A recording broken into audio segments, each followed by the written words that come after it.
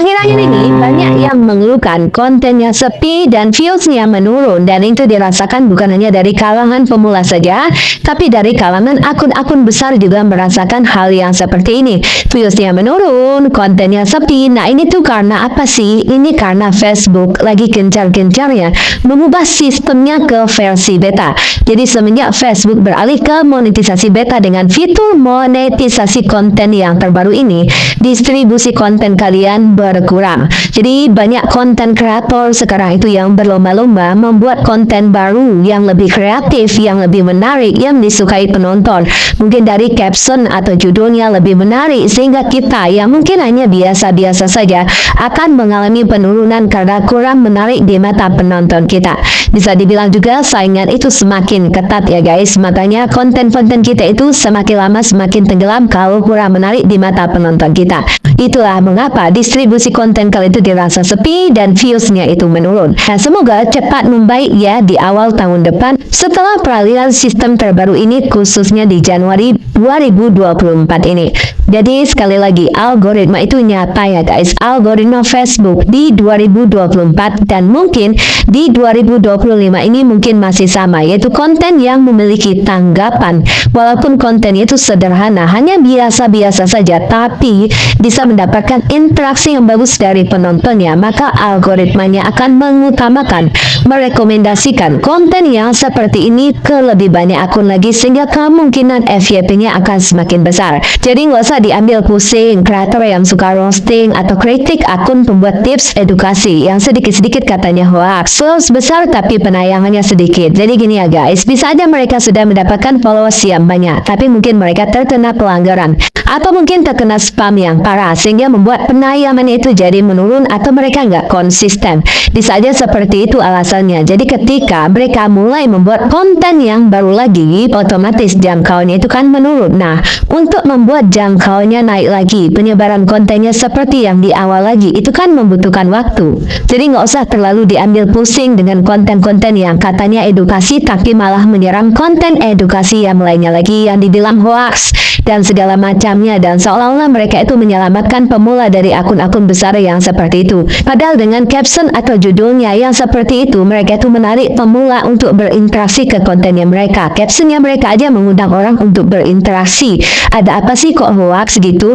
Nah, apa sih yang diuntungkan? Pemula itu langsung datang berinteraksi. Wah, ini tuh betul, wah ini tuh benar, dan segala macamnya. Jadi membuat konten, apalagi edukasi, berikanlah ilmu, cara yang ini, cara yang itu, agar membuat akun berkembang, bukan malah menyerang konten-konten yang lainnya. Ya, kalau memang kontennya itu benar, kenapa sih harus saling menyerang? Dan yang katanya lagi ya, hoax mendapatkan gaji ratusan juta, tapi penayangannya sedikit. Jadi aku mau ketawa mendengar caption atau judul dari konten yang seperti ini. Apa mereka nggak bisa berpikir? Bisa aja mereka itu memiliki beberapa akun yang mungkin di akun yang mereka posting itu tayangannya sedikit, tapi mungkin di akun yang satu lagi lebih menghasilkan daripada di akun yang mereka posting konten tersebut.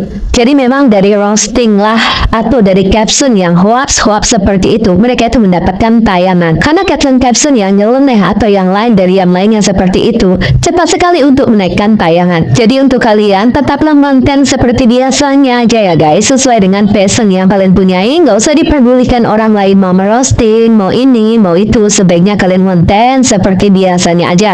Ya memang karena sistemnya itu lagi diperbaiki, makanya tayangan kita pun akan kurang maksimal ya penayangan. Jadi kalau konten di saat sekarang ini, kalau konten kalian kurang menarik perhatian penonton kalian, ya sudah pasti konten kalian akan tenggelam atau bahkan hanya akan stuck di situ-situ aja. Jadi kalau memang harus ada yang kalian perbaiki, silakan kalian perbaiki. Nah, mengapa sih akun besar itu berpeluang berulang kali kontennya itu terbaca algoritma dan FYP?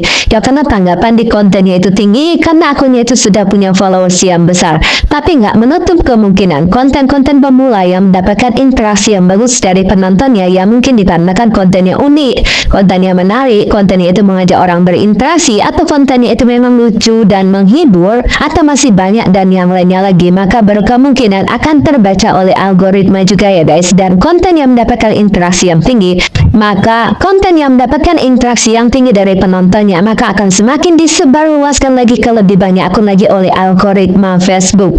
Jadi sebenarnya mau akun pemula, mau akun besar, berkemungkinan terbaca oleh algoritma, sehingga kontennya mudah sekali untuk FYP atau viralnya ya guys. Jika informasinya bermanfaat, silakan kalian share, biar orang lain juga bisa mendapatkan manfaat dari video aku ini ya guys. Dan aku pamit, wassalamualaikum.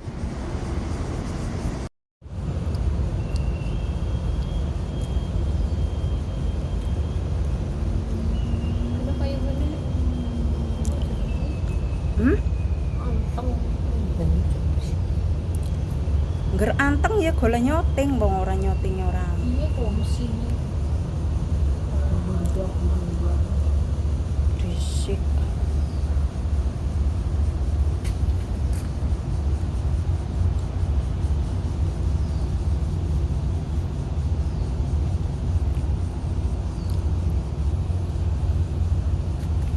Wis beres apa? mau baik